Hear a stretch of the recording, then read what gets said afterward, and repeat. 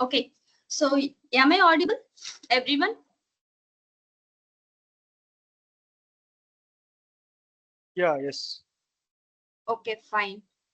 So today is the first session, right? So you can introduce yourself, Jay Krishna, Prakash, Akshay, Pranit, and Chiranjeevi, Meenakshi, Rakib, and Singh. So you just have the interaction, everyone, because next 6 months you are going to learn the course, right? The job-oriented course, so which is for career purpose. So if you have good communication with your batch or teammates, whenever you are doing some assignments or if you have any doubts, you can discuss with yourself. Okay, because it's online sessions, right?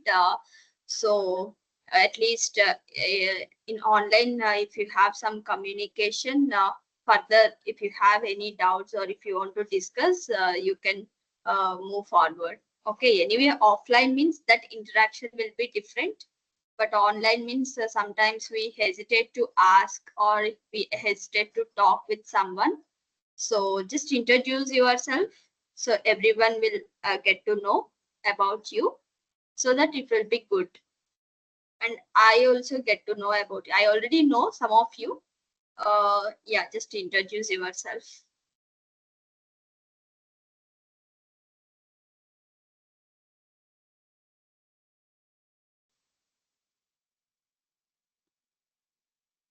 Yeah, go on, Jai Krishna. Yeah. Hi, Prashanti. Hi, team. I'm Jay Krishna. So I completed masters from NIT Rourkela in working as RF software at Qualcomm. So my interest in analog circuits and digital circuits towards VLSI.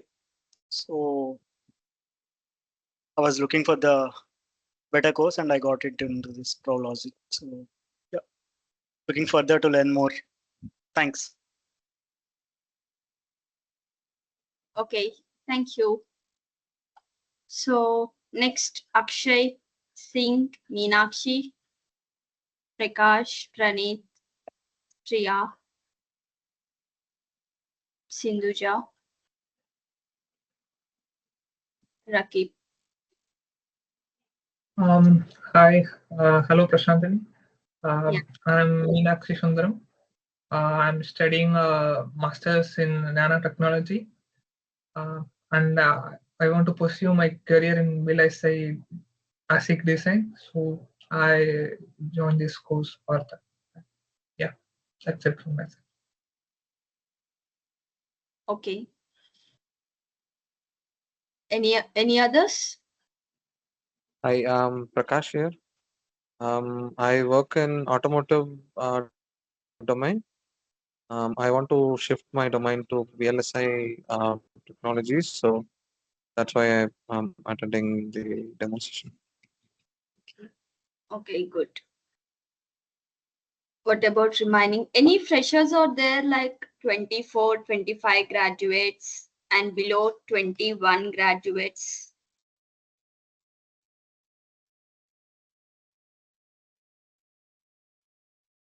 Okay, fine. Not a issue. So whenever we are discussing the sessions, whatever the doubts you have while we are discussing the doubts, everyone get to know, right? That's not a problem. So today is the first session, right? So today we are going to start with some introduction. Okay. So introduction in the sense, first of all, we have a quick revision on what is mean by VLSI and what are the different areas out there in VLSI, and what are the career opportunities. What is the difference between ASIC, FPGA, and system on chip design? And we'll see next 6 months how we need to focus for entire theory or else lab sessions, how we can schedule accordingly as per your time, because here we have the students who are studying masters and also the job working professionals are there, and recently graduated students are there. Okay, all together we have, right? So we have proper schedule for next 6 months according to your time. Okay, so how much time you want to spend per day, according to that we will plan. from day one onwards, we need to plan very strictly. Otherwise, if you pass the time, okay, not today, tomorrow we can start, okay, next week we can start, okay, next month. If you pass like this, the days will go on and we don't get the time. Time is very precious nowadays compared to anything in the world. Even the money is not important. Time is very precious, right? So that's why we should not waste any day, any hour. Okay, at least we need to spend some time for our course, because it's our career. We are seeing our career in this particular domain, right, for next 30 to 40 years lifetime. Okay, so that's why the basic things are very important. Whenever we have the base skills, it will be helpful for next 20 to 30 years. Okay, once we have the proper basement, that will be very helpful, because from the basement only we can upgrade ourselves every day. Okay, so whatever you are learning, whatever you are doing the projects, you should have the proper basement. Okay, so anyway, this course we are going to start from scratch onwards, from ABCD onwards in VLSI. So you will get everything clearly. Okay, and also you are going to learn both theory and hands-on lab session. In our course especially, we learn everything in terms of industry oriented only. Okay, not just like a theory, not just like a definitions. Okay, not just like a concept. Everything we are going to connect with the real time environment, how we work in the industry. Okay, from day one onwards, you need to develop that thing. Don't don't read just like a topic, or just whatever we did in our BTech level or in our studies, like in masters, whatever we did like subject wise learning. So don't think like that. Okay, whatever the practical knowledge you have, that will be very helpful for you in the future to crack the interviews.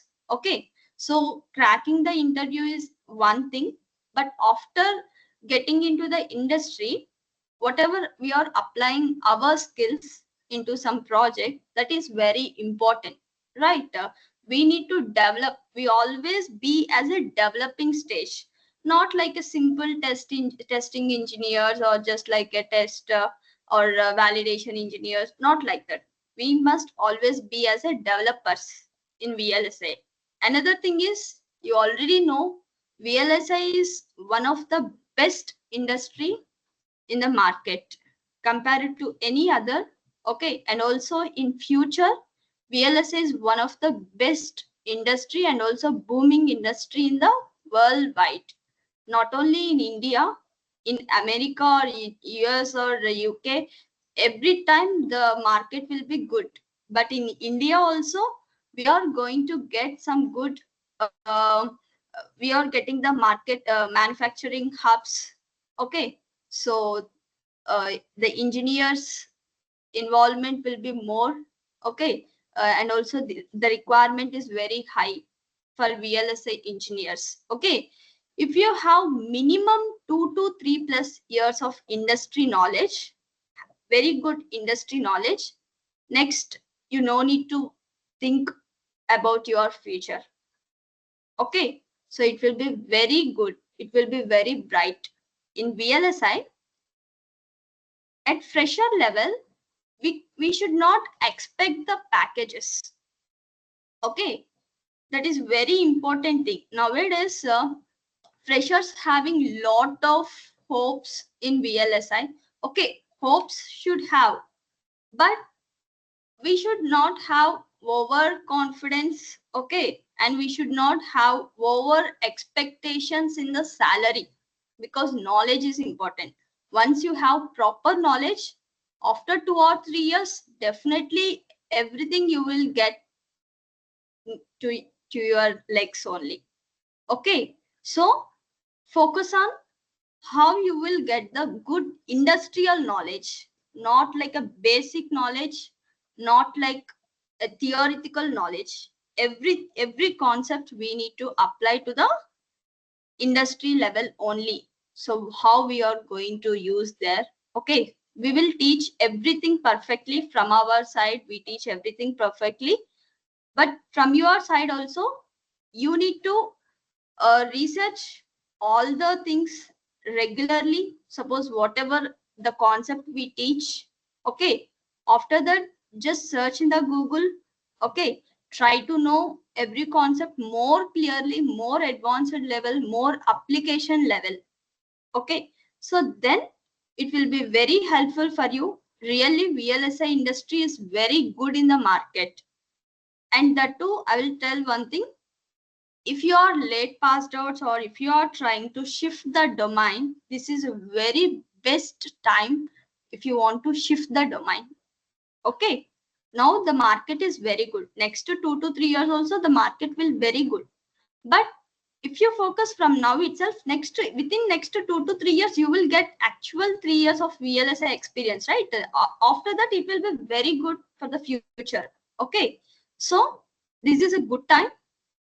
Okay, so if you are, and another thing I want to say, if you have, and for freshers, this thing for freshers, if you have second thoughts like I don't want to be in VLSI, I want to go for gate, or I want to go for some other domain. If you have second thought, don't be here.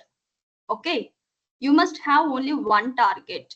If you have multiple targets, you can't reach that. You will get only 50% result. Okay, even if you put 100% efforts for both, whatever the targets you have, both domains, suppose, both will get only 50% result, not 100% result. Okay, so whatever you have choose this, it is perfect. You are in right path. Okay, I can definitely say that. So be focused until you get the job. Whether you get the job within 5 months or 6 months or 8 months or 1 year, be consistent, be with dedication. Okay, work with the dedication. Definitely within 6 to 7 months, you will get a good job.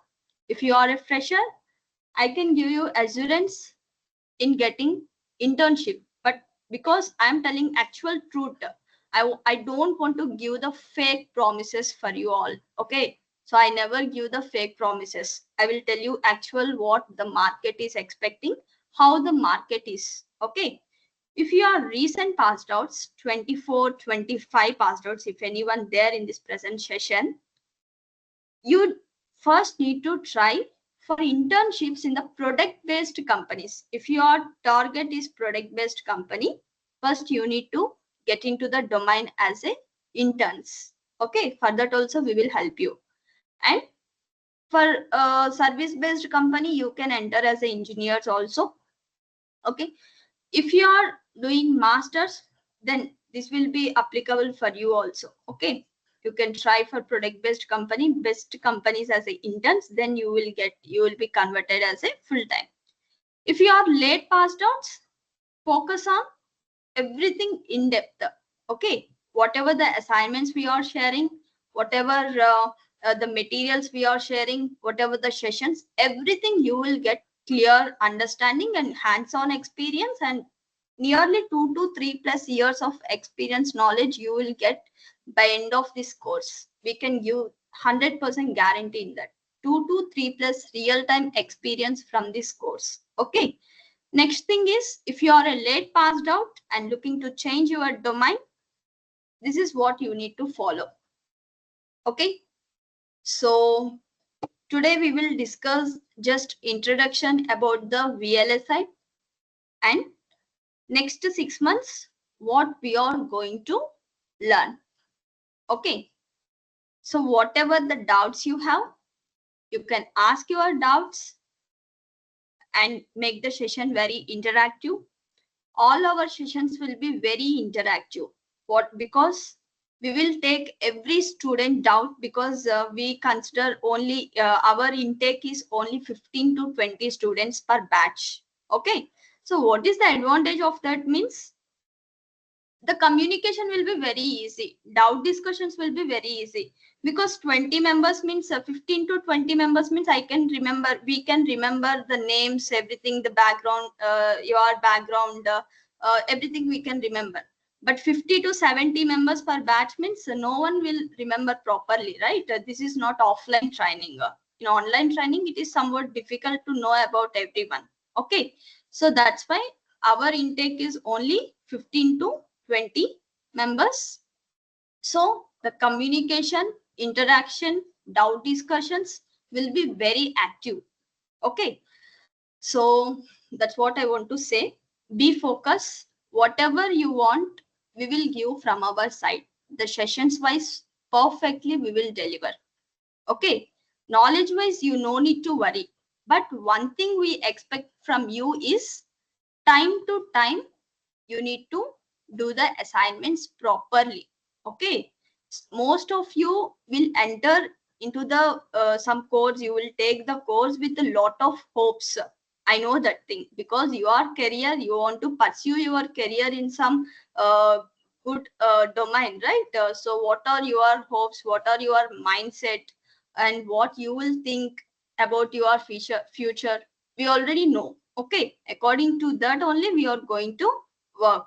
Okay, so whatever the industry requirement is there, we are trying to give the best 100% with perfect hands-on experience projects we are providing. Okay, from your side we'll expect good presentation, like you need to work on the concepts clearly. Okay, and need to do the assignments perfectly. That's the one thing we expect from you, because we have very good companies. Okay, we are growing. Actually, ProV Logic is a growing institution. Just last 4 months only we started. Before, I have worked in the semi design myself, Prashanti Chanda. Okay, I think some of you know that. Okay, so I have 4+ year experience before in semi design. Parallelly, I have worked with the different companies. I have worked with a US based client and also worked in AMD and started with ProV Logic. We are working with the client projects also. We have the companies already. We are working with the client projects. Okay, we are developing a team, actually very good VLSI engineers. We are going to develop some team. Okay, so whoever come for the placement with in ProV Logic, they will definitely expect very good quality of engineers. Okay, my agenda is to make the quality of VLSI engineers. Nowadays, I don't know whether you know or not, there are no real VLSI engineers in the market. Okay, literally there are no real VLSI engineers who have the genuine experience. Okay, market is good, but okay, it's going on. Okay, but not with the good efficient engineers. Okay, so I want to train the students and make them as a good quality of VLSI engineers, where we can develop our own designs or our own chips. We can contribute somewhat, whatever we can contribute to the industry with quality of content. Okay, so that is what I am expecting from your side also. Okay, most of the sessions I will be taking. Okay, so sometimes our trainers, they're also very good. Our trainers will take some of the sessions, but I will interact with you in most of the times. Okay, so coming to the today's session, is there any doubts till now? Any other doubts?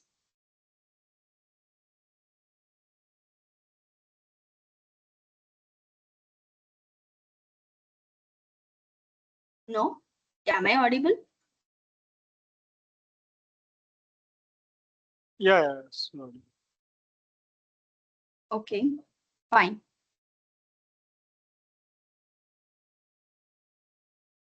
So first of all, what is meant by VLSI? You already know VLSI is a very large scale integrated circuit. It's a chip design and it's a processor and also integrated circuit. Okay, so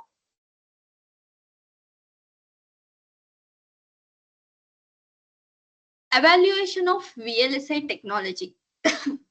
You already know there are different classification of VLSI, right? From starting birth of semiconductors, where invented a small, the computer has invented with the technology called vacuum tube, which is very bulk in size.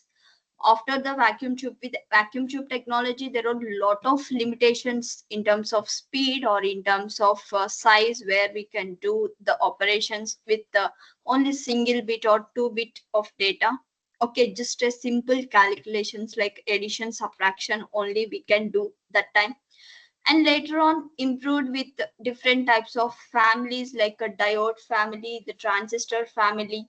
Okay, in transistors also designed with the emitter coupled transistors or BJT, then MOSFET, and then JFET and CMOSFET. Okay, like that the industry has growing, okay, from last 40 years.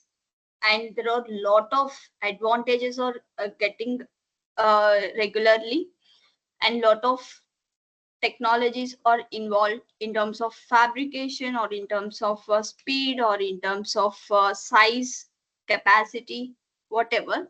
Okay, so we have seen different uh, technology like small scale integration, where 10 transistors can be integrated on a single chip, and medium scale integration, where 100 to 1000 transistors are integrated on a single chip. Large scale integration, very large scale, ultra large scale, and nanometer technology. Okay, nanometer technology in 2000 era, up to 90 nanometer, 65 nanometer, 45 nanometer, and beyond. In modern technology, we are using now up to 5 nanometer and 3 nanometer technology, right? So what happens if the transistor is reducing the size? If you see the Moore law, Moore predicted two things, like two definitions he has predicted. Actually, Moore. He is the co-founder of the Intel company. Okay, so he predicted that transistors in a single chip will double for every 2 years, and the size of the transistor will be half for every 2 years, approximately 18 months. Okay, so what is the advantage of from his prediction? What we have seen the different advantages or different things like if the transistor is reduced half, the area wise we get efficient. Okay, so from complex if you see olden days computers, how bulk in size, and now whatever the laptops we are using, how much compatible these laptops, very thin and very light in weight, right? So because of this, transistor size has reduced very rapidly. In the same time, the number of transistors in a single chip are doubling. So what happens if the transistor double for every 2 years? Nothing but the number of switching operations will be more. Okay. Suppose in 2002, we have used a 180 nanometer technology. In that we have used 1 lakh transistors, suppose. But in 2020, we are using billions of transistors in a circuit. So what happens if we use billion number of transistors? Those many switching operations will be increased, and we can do a multiple number of tasks at a time. The processors are designed to work on multiple number of tasks at a time. They are doing lot of, they are generating lot of instructions at the same time. Okay, running parallel task with number of cores, where the number of cores will run multiple tasks. Okay, so you can see how our present mobile phones are working, and the 2G mobile phone or 3G mobile phone, how they have worked. Okay, there will be no enough features in 2G mobile phone, right? Those are useful just to write some SMS, to send some SMS, or just only for call purpose. Even games also, if you see, we played only just a snake and ladder game. Only one game will be available in that mobile phones, right? But nowadays, if we see, we are doing multiple tasks at a time. We are chatting in the WhatsApp, same time we are listening the music, at the same time we are running some games. Okay, and doing lot of things with the smartphone. How these all the things are possible? Because of internal processor. The processor is nothing but it's a chip, the VLSI chip, nothing but the integrated chip. Okay, so whatever the hardware is there, whatever the hardware is generating or designing or manufacturing by our engineers, those are very high level, and which are applicable for generating multiple number of instructions, and they can work to run the multiple number of applications, right? And also multiple number of tasks. Okay, the processor is designed in that way. Like that, there are a lot of applications nowadays. If you see, everything is automatic, right? Most of the applications AI is involved. Okay, so even chat GPT, if you see, we are using mostly everyone are using the chat GPT, right? How it is designed, software is one of the part. Okay, but before software we must have best hardware, right? So in the chat GPT we have used several number of graphic processor, CPUs, GPUs. Okay, after that we design some the model, the AI generated model, where we integrated different AI techniques into the processor.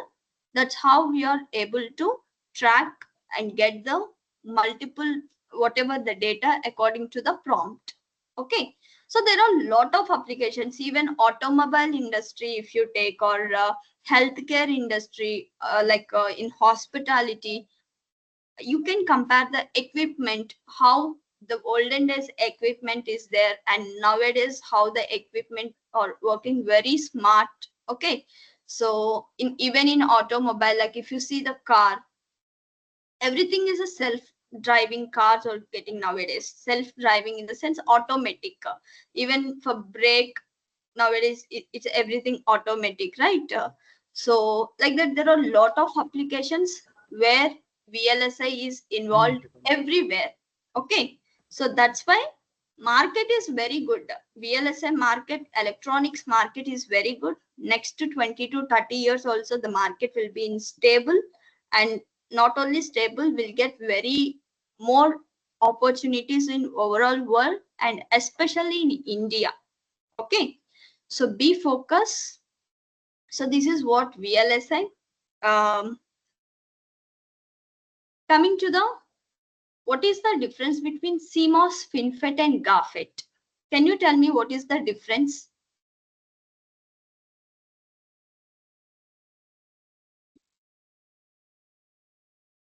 I will give you some recorded session for this if you want to know more deeply about the Moore law and CMOS, FinFET, GAFET, VLSI design flow. Okay. Now today we will discuss overall clear idea. If you want to learn more deeply, I will share the recorded session. Okay. So tell me, what is the CMOS, FinFET and GAFET? You need to talk.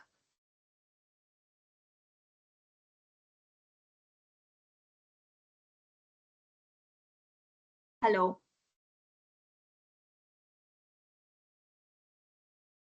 What are the different fabrication technologies are used in VLSI?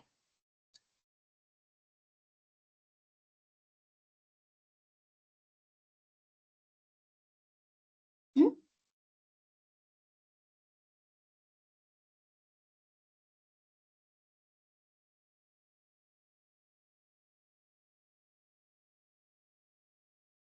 Akshay, can you answer? Dheeraj, Hema, Jay Krishna, Kambesh, Kuman, Meenakshi, Prakash, Pranit, Priya, Rakib, Ram, Sindhuja, Suma, Vaishnavi, Vijay, Vinay. Generally, we'll dope a P-type material and N-type material. In that case, we can do the MOSFET or CMOS. Okay. Like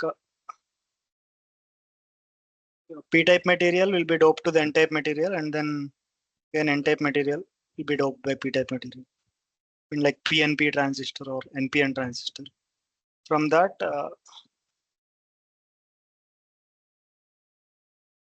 Okay. the Other? CMOS, there will be a gate and source. Okay. Any other answers? The source will be the provider, and then provider of electrons. Yeah, I was just trying and not that clear. Yeah. Mainly operates on gate voltages. Yeah. Operates gate voltage. Okay. Just you can tell application wise how we are using these technologies in VLSI.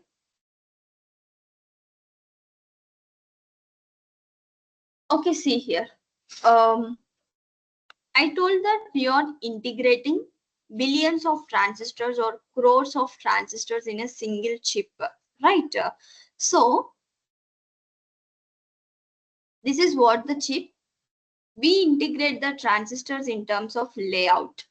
We convert the transistor into the stick diagram. You already know the stick diagram concept, right? So based on that, we integrate the billions of transistors in a single chip. So what type of transistor it is? Because we have different types of transistors like a BJT, JFET, MOSFET, and CMOSFET. Okay. So if you see here, it's a planar FET. Planar FET is nothing but CMOS FET. For CMOS FET, we have the terminals like source, drain, and gate. Right? Source, drain, and here will be the gate. And here Madam? will be the body. Madam, another terminal also body or substrate. Body. And here we have a channel. Here it should be narrow like this.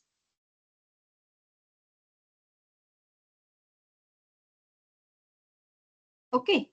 So this is what planar CMOS FET. Okay. We are telling like the size of the transistor is 45 nanometer, 100 nanometer, 1000 nanometer, right? So can you tell me how can we calculate the size of the transistor here? How can we calculate the size of the transistor?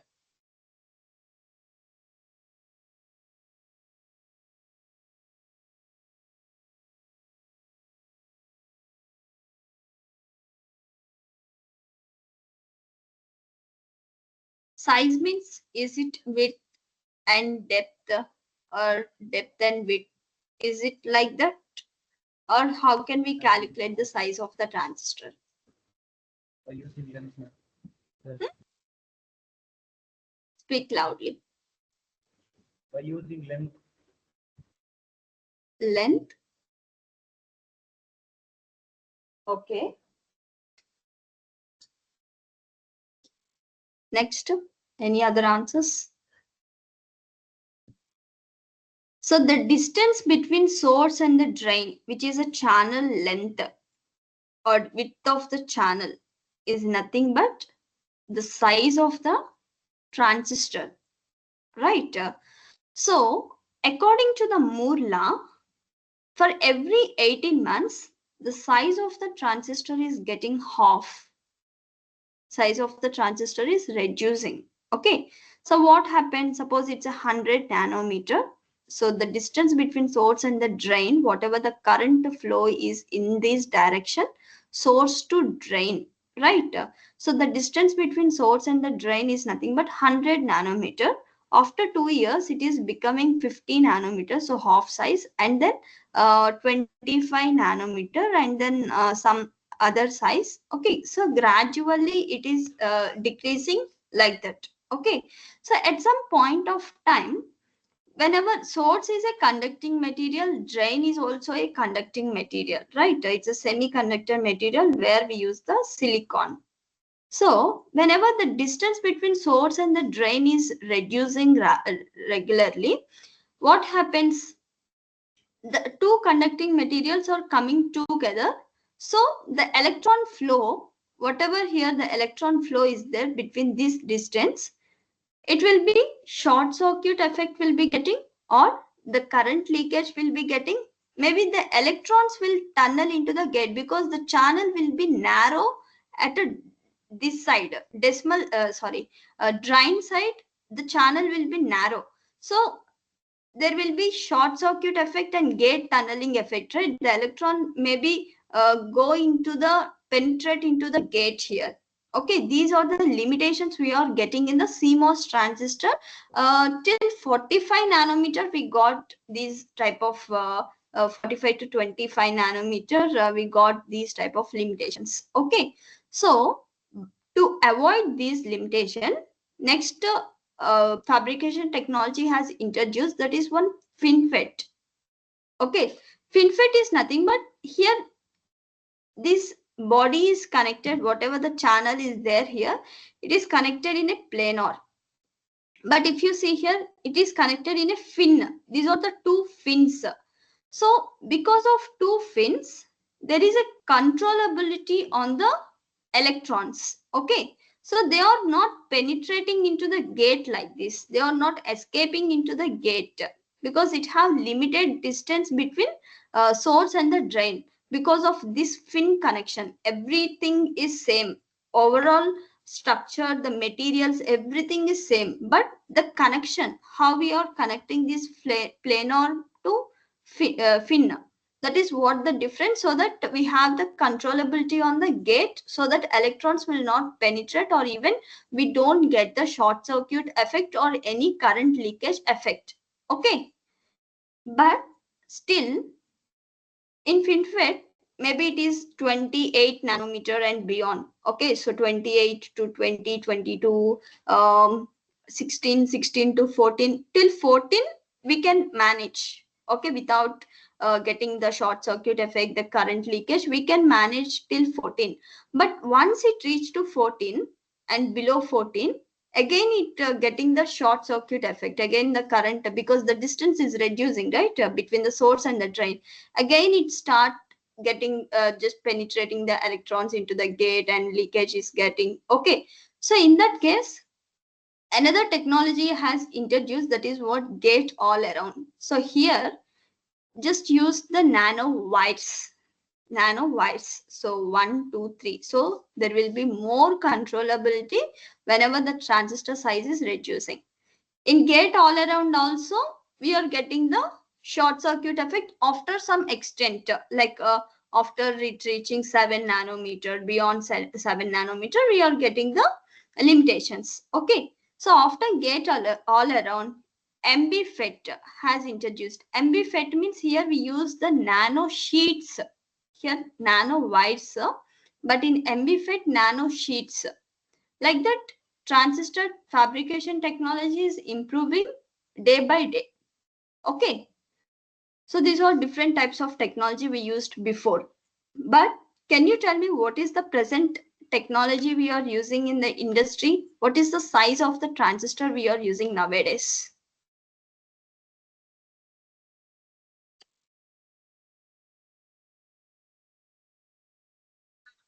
Three nanometer, I think. Qualcomm is using in the flagships. 3 nanometer. Okay, Yeah. fine. Okay. Any other answers?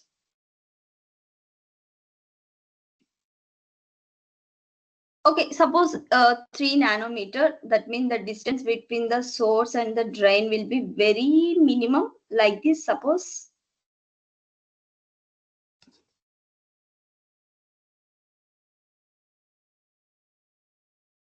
Okay, suppose if it is reaching to 2 nanometer technology and 1 nanometer technology, obviously we will get the short circuit effects in the 1 nanometer technology, right? So then what will be the future technology? So like in 1 nanometer technology, will the transistor work as a switching operation? Can we do the on off? Because on means it store 1 bit data, off means it store 0 bit data. So can we do same thing in the 1 nanometer transistor also?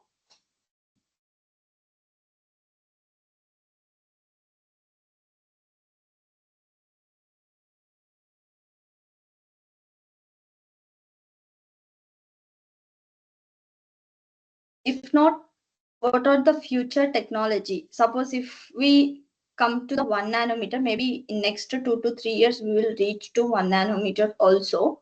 So will the industry dead at that time because we don't have another alternate technology beyond 1 nanometer? So what happens? You need to talk. You can't be silent like this. It should be very interactive, everyone. Maybe we can use layer or something. Okay, which layer we can use? Like we can change the position or layer, like we can make it parallel, something like this.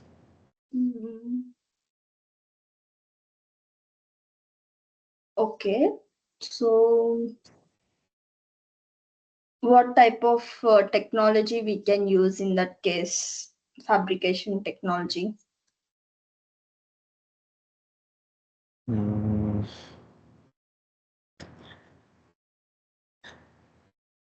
maybe I don't know the details.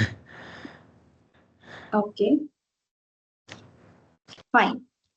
So here, just do research, okay? Because you are not giving any response. So I don't want to discuss the beyond technology because if you tell some answers according to that, I can discuss. Okay. Just give the just research what happens if it is going to 1 nanometer technology because we cannot use the same manual like whatever we have current technology we cannot use same. Okay.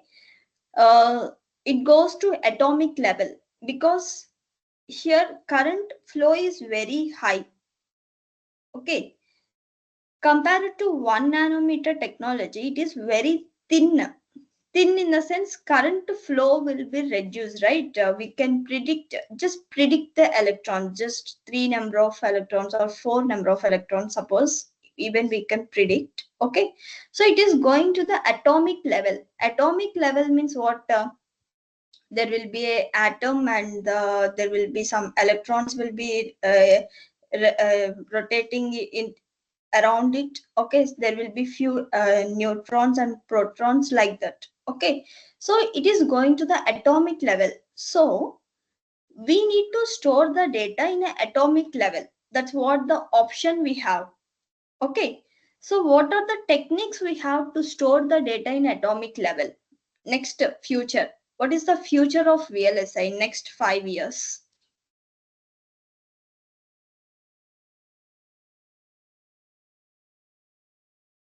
Girls, any answers from your side? Is it not clear concept?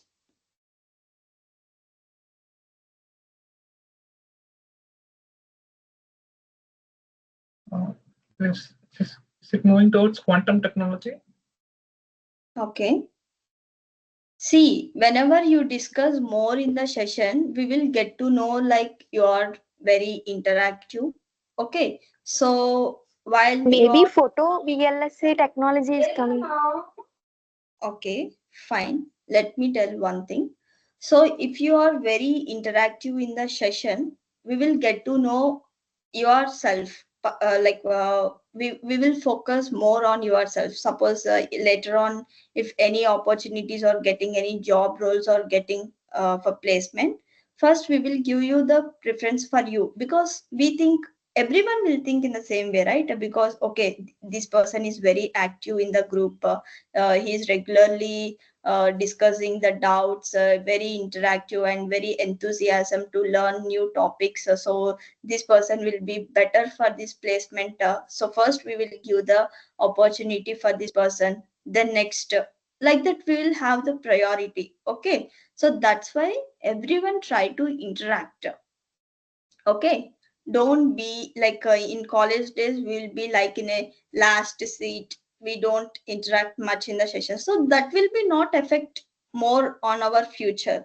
Okay, this is first session, right? That's why I'm telling all these things. Okay, so that will be not affect much on us. Okay, because that is okay, if you do even time pass, fine, but this is our career, we are looking our future in this particular course, right? It's a career oriented. Okay, so be focused, try to answer. If you answer more, we will discuss a lot of things within the loop. We can go beyond that also. Okay, this is everything connection, right? Suppose if you discuss one point, we will discuss two more points for that related things. Okay, so the discussions will be coming more, so that the topic wise you will understand very clearly whenever the discussions are more. Okay, so ask your doubts, whatever, even it's a very simple doubt, even if you ask like how we can calculate the size of the transistor, what is the material we use for source, what is the material we use for drain, why it is connected like this only, why we can't connect in a vertical manner, or why can't we connect in a horizontal manner, why we are like that, any simple question you can ask. Okay, but don't ask silly questions. Whatever you have doubts, you can ask. Okay, so that we will discuss that, and the topic will go, it will be spread around.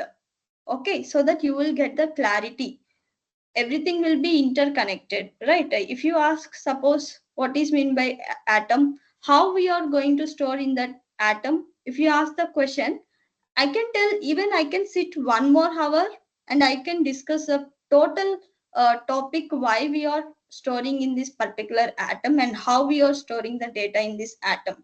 Okay, the question should rise from your side, so that we will explain clearly. Okay, if you don't ask the question, we will cut the topic there only.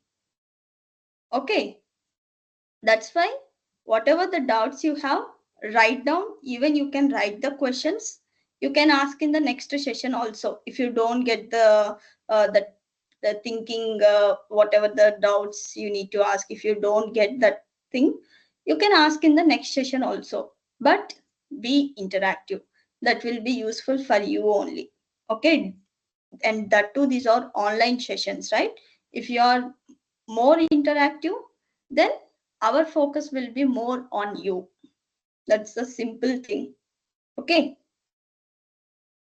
so that is what we have. A lot of VLSI technologies in the market we are listening, right? Nowadays, like AI is involving in the VLSI, but how the AI will involve in VLSI, and what will be the future of technologies like quantum technology? If you see, the quantum technology is same here, whatever we are storing the data in an atomic level, because we predict the number of electrons and it is going to the atomic level. If you revise your physics in your intermediate, there will be a atom and how the electrons will be rotate and how we are going to store the data. So like that, the quantum technology will be introduced. Okay, so we are going to store the data in an atom using the qubits. However, here we are using the data in transistor. If transistor is on, 1, off, 0, in the same way through qubits we are going to store the data in electron. Okay, quantum technology have lot of advantages, based on the speed or based on the calculations. It works a very high speed, and compared to the classical computers, it works nearly 400 million times faster, the quantum technology. Okay, and that too, we can't use these quantum computers like our normal computers. Normal computers we can use in our homes, labs, everywhere. But these quantum computers need to be placed in a specific laboratories only. Okay, in the product-based companies or whatever, where we have the constant temperature, very coolest area, there only we can put these laboratory, these type of computers. Why? Because we are storing the data in an atomic level. Atomic level means what? It's just an atom. If the temperature fluctuations are getting, even not temperature fluctuations, even if we walk in a room, while we are walking, we'll get some disturbance, right? For that disturbance also, the whole atom will collapse. That is what the actually happens in the quantum technology. It is a very difficult to stabilize the data, but once we able to stabilize the data, we can do lot of things in just a seconds. Okay, you know how the weather report, how bad it is in our India or wherever. If you go into the deeper cases, like the prediction is very worst, right? So in that cases, by using this quantum technology, we can predict very easily, and mostly used in automobile and only in industry, not like a simple applications. We can use in hospitalized military applications. Okay, for smart detections, everything we use, everywhere we use the quantum technology once if it is available in the market. Okay, but we can't use normally like our supercomputers. That is one technology. If we go beyond 1 nanometer, another thing is maybe this technology also we can see in next 5 to 6 years, that is neuromorphic chips. Neuromorphic chips already designing. Neuromorphic is nothing but how the human brain is working in a body. You know, the brain is the main, we call the processor as the brain of the computer, right? Processor is the brain of the computer. That means what? Within the computer, within the system on chip design, whatever the functionality you want to do, the processor will give the instruction, right? Suppose if you are opening some application, you are opening the WhatsApp and you are playing the games and you are calling to some person, all these instructions will be given by the processor instruction. However, our brain is working in a human body, how it is working. If I am talking something, or if I am writing something, or if I am doing some work, everything will be given by the brain only. All the instructions will be generated by the brain, and it's a bidirectional. Our sense organs or nervous systems will send the data to the brain, and brain will send the data to the entire sense organs or whatever the body parts. In the same way, the processor send all the instructions to every part of the system on chip design. Okay, so but if you observe,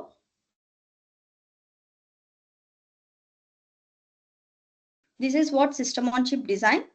There will be a processor, and there will be some memory systems and some IO peripherals, and the low bandwidth IO components, whatever the different types of Wi-Fi module, GSM module, like that. Through the interconnect, all the components will be connected one to one like this through the interconnector, through the bus, we can call bus signal. However, our body parts and the brain is connecting to through the nervous system, right? So in the same way, in system on chip design, all the components will be connected like this. Okay, so here is our processor. Processor language is different. Remaining all circuits language is different. All circuits we use HDL, hardware description language. The memory is a digital circuit, you already know. the registers, counters, fine state machines, memories, everything you know. So all this entire circuit will be designed with the digital circuit design. But this processor, if you study, if you remember in BTech level, BTech third year or fourth year, we have a microprocessor language. Microprocessor language is nothing but assembly language programming, right? So how we learn that ALP through the instructions only, right? Add R1 comma R2 comma R3, sub R1 comma R2 comma R3 through the instructions. We have immediate type like register instructions or branch type instructions or jump type instructions. There are multiple instructions. We design some program according to that, and through that instruction every components will be communicated. Through that instructions only we will do lot of tasks, right? So however our brain is connecting with the body parts and giving the instruction, in the same way the processor is generating some instruction and sending to entire system on chip design. Okay, but we never use the entire nervous system. However, the brain is connected, the nervous system, with the neurons like this, the neural system, and however synapse is connected to the brain, something like this. We never use this type of structure in the processor. We just use our instruction sets only. Okay, but in next generation, this instruction set we cannot use in the processor. This is what neuromorphic chips. Neuromorphic chip in the sense, however our brain is there, in the same way the nervous system will be getting here in the processor. That's what we call machine learning and deep learning techniques. If you see the deep learning network, it will be in the same, there will be different type of snaps, like a nervous system type of routes like this, it will be there if you observe. So those type of techniques are going to come in the next future. That's what we call as a AI in VLSI. AI in VLSI is nothing but by using the deep learning techniques and the machine learning techniques, we are going to design the processors. Okay, understood everyone?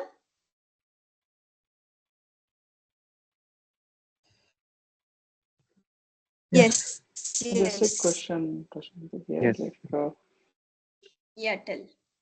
Is it like a software thing? Deep learning and machine learning are basically the That's software what I am algorithms, coming right? to the point, in same point. Okay, yeah, so you can ask your question. Yeah, if you are going to explain, then it's fine. Yeah. We're not. Okay, so any other doubts, others? Madam, I haven't. Yeah, tell. Madam, quantum technology basically depends upon qubits, madam. But how can be applicable in VLSI domain? How it is applicable in VLSI domain means, actually in quantum theory we have different techniques like a superposition, entanglement principles are there.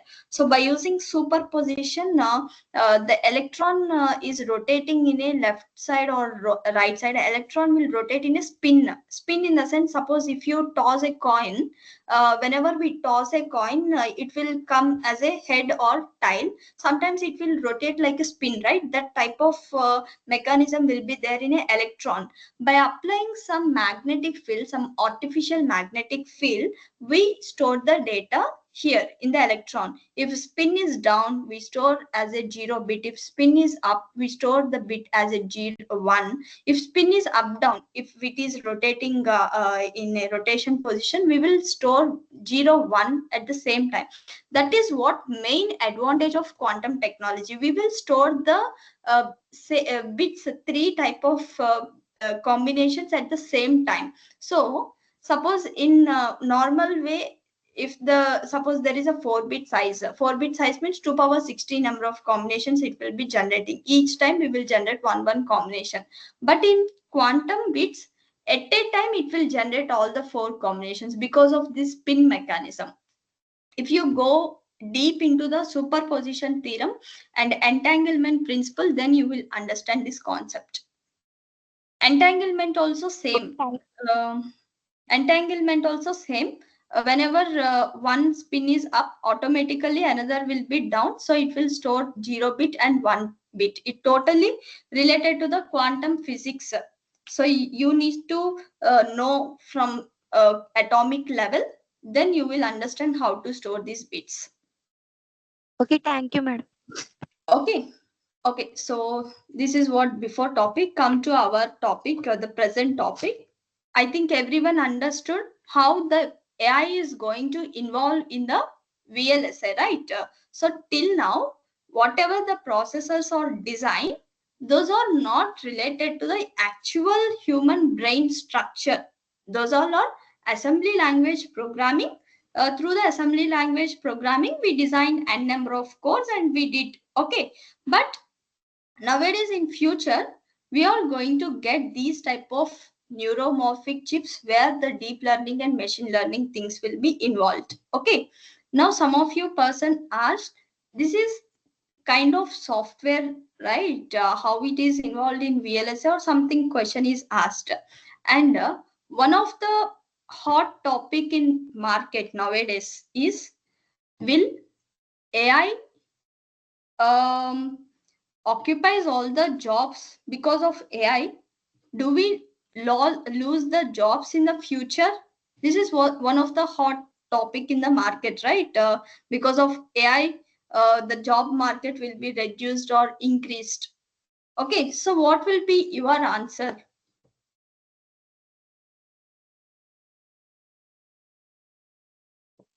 To some extent, it's there, but not fully it is possible because you cannot rely completely on a software thing, right? Okay.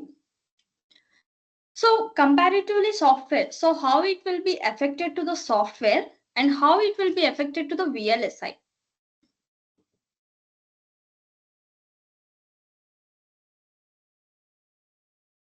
See, one thing you need to understand, simple logic. You are using ChatGPT, right? So if you ask some question to the ChatGPT, it will give the answer. Okay, because everything is trained before. ChatGPT is nothing but it's a human created application where we put everything related to all type of domains or cooking related or technology related or whatever the work related, everything we train the ChatGPT and we put the information according to that, it is generating easily. Okay, but through the ChatGPT we cannot create anything in new. Can we create any new technology through the ChatGPT? We cannot create, but it will help to create. It will make our task easy. It will give the inputs how to create, but it doesn't create totally. There, the human involvement is must. Another thing is, in software domain, most of the applications we can generate through AI also. Okay, maybe in future, in next 2 or 3 years, another two or three ChatGPTs will come with different names. So automatically the software can be created by AI. Okay, 90% or 80%. But in VLSI, we are in safe zone. Why? Because in VLSI, the AI can't create. Okay, why? Why? Because whatever the processors we are using, first of all, we don't put the data into the AI. Okay, everything is very confidential. Even AI don't know what technologies were used in internally. Okay, and AI doesn't create the new technology. Only human beings need to engineers. Only engineers need to create the new technology. Okay, so that's why AI, because of AI, we don't lost the jobs mostly, that too in VLSI. Okay, it make the task easy, but it doesn't ruin the jobs all. Okay. So I think everyone got the clarity, right? Any other doubts still here? So that is what future technology. If you are interested to learn about the new things in VLSI, focus on these type of areas. Okay. Just side knowledge is enough. What is quantum technology? What is a neuromorphic chips? How the deep learning and machine learning things will be involved? Just that side knowledge will be enough. Okay. Okay. Next, any other doubts?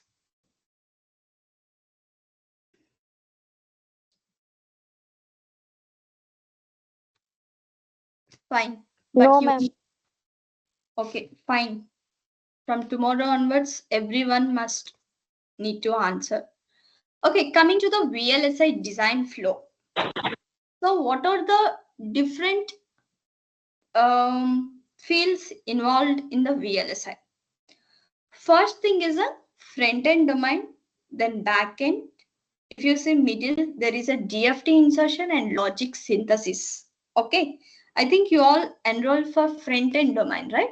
So we will focus mostly on the front end, what we need to learn. Okay, so in VLSI, everything is important. Front end is important, back end is important, DFT is important, logic synthesis is important. Every team have its own importance. Okay. Without front end, we can't do the back end. Without front end engineers, back end engineers doesn't do anything. Okay. So whatever we need to do some project, whatever the idea we got, we need to implement from the front end only. Okay. That too in India, the most of the job market is in front end only. Why? Because we have some drawbacks, we don't have the manufacturing hubs in India, right? We are dependent on other countries for manufacturing process. That's why our engineers, most of the engineers are front end only. Anyway, our like whatever the technical managers or everywhere, like all the product based companies doesn't prefer the not product based companies, service based companies, because we have only a few product based companies which are doing the manufacturing process. That too in India, mostly we don't manufacture anything. Everything we should get from the abroad countries only, right? So only few product based companies will focus on back end, and there will be some second party companies, third party companies, but 80% will be front end only, 20% will be back end. That ratio will be changed in the next few years. Definitely it will change. Maybe 50-50 we will get once we get the manufacturing hubs. Maybe in India, we are our government is getting some schemes, and maybe they are initiating some manufacturing hubs. If it is a successful, maybe in next 5 years the ratio will be changed. Okay, 50-50 maybe, or 60-50, 60-40. Okay, so coming to the front end, what is mean by front end? You need to focus much here, because you are interested for the front end design verification, one of the best domain in VLSI. Anywhere, even US people also saying for DV there are a lot of openings in US or UK, wherever, in India also. Okay, so what you need to learn here, what actually the VLSI design verification engineers do in the market, means, first of all, whatever the processors we are creating, whatever mobile phone processors or laptop processors, suppose there are generations, there are versions. Like if you see any mobile phone, you are using some mobile phone, right? Your own mobile phone.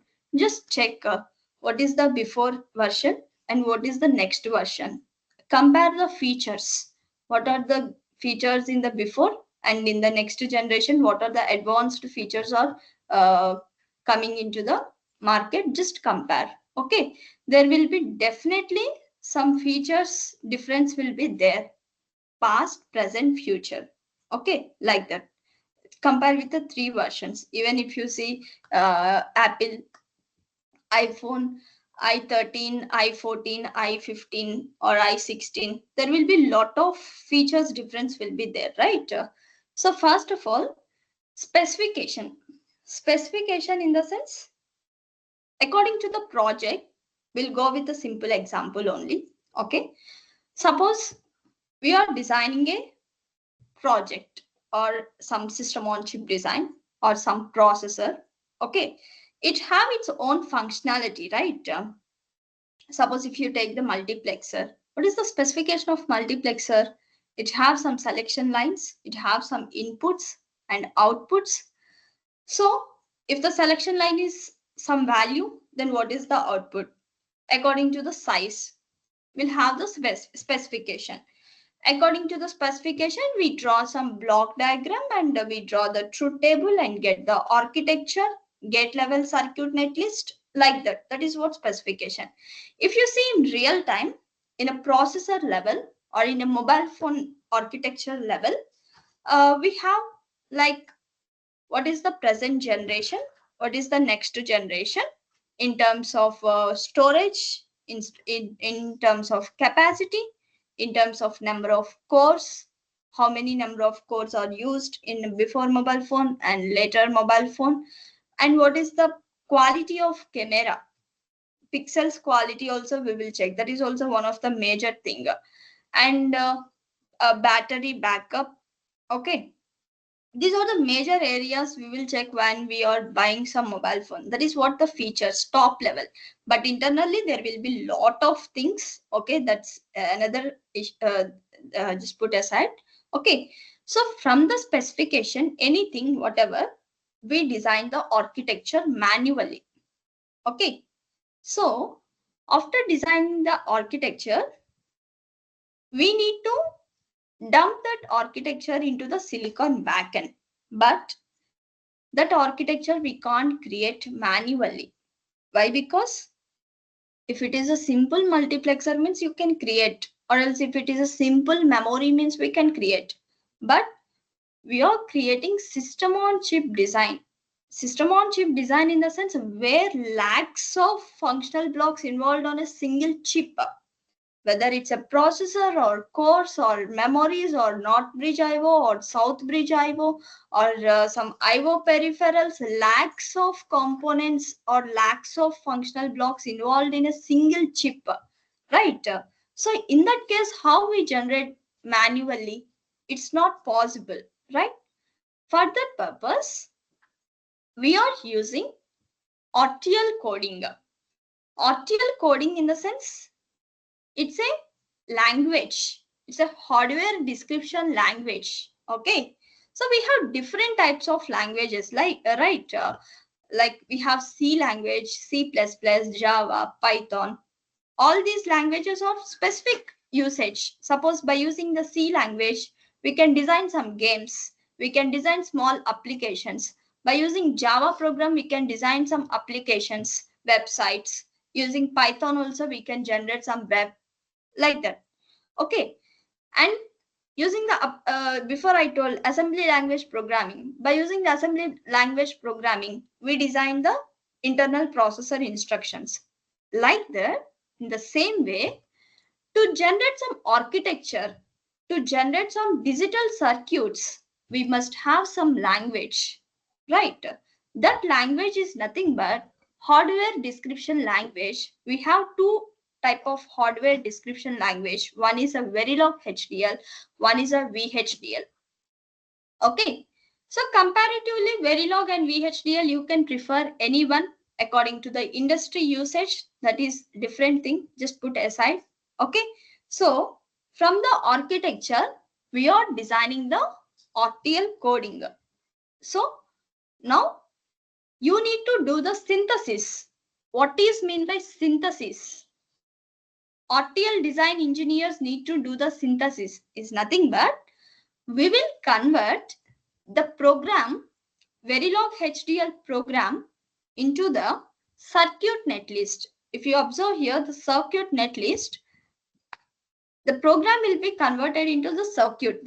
That process we call as a synthesis, which we done in the tool. There are a lot of synthesis tools available. Okay, especially in our course, we are using quarters prime. If you have Xilinx, you can use Xilinx. If you have any other tools, mostly we use quarters prime and Xilinx. We have other tools for simulation, Icarus, Verilog, or model simulator, QuestaSim. Okay, so that is what RTL design. Now we got the design. So if you observe here, we got the design. Okay, now this design need to send to the backend process, need to dump into the hardware. Whatever the silicon wafer is there, we need to dump into the silicon wafer. But can we dump directly into the silicon wafer? We are not that much confident, right? Even if we write single piece of code, we will get hundreds of errors within single piece of code.